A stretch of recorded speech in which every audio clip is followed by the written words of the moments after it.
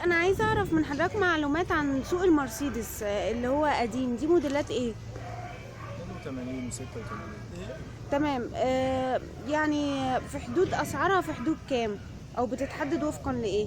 حسب الحالة، المرسيدس بالذات حسب حالته. بمعنى؟ كل عربية حسب هنتهي في السعر. هم. المرسيدس مش متسعر، تمام. يعني عرض وطلب. طيب ممكن حضرتك توضح لي اكتر، يعني غير العربيات مثلا الجديدة خالص. يعني العربيات اللي قدامنا دي مثلا، في واحده موديل 82، فدي بكام مثلا؟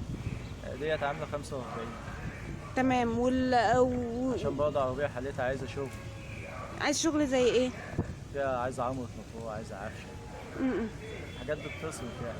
وحضرتك بتشتغلوا في المرسيدس اللي هو من 82 ل 86؟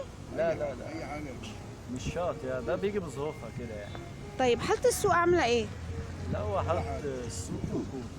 مم. بس الأسعار عامة اليومين دول برضه إيه، رافعة مع كل حاجة يعني، مش عربيات بس. يعني كان مثلا العربية دي مثلا من شهرين كانت تجيب لها كام؟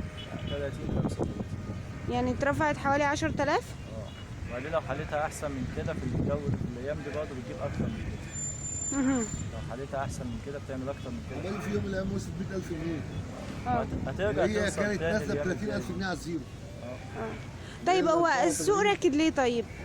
السوق راكد ليه؟ ارتفاع الأسعار.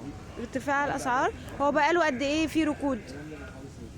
لا بس هي خلي بالك، مش موضوع بقاله قد ايه في ركود، ممكن واحد ينزل يبيع ويمشي، ده كده السوق بالنسبة له حلو. تمام. لكن لما يبقى مثلا في السوق في 7000 عربية يبيع منهم 20 30 عربية، يبقى مش برضه مش بيع يعني. م-م-م. طيب حضرتك بتاجر في العربيات المرسيدس من قد ايه؟ لا لسه من فترة بسيطة. تمام، شكرا.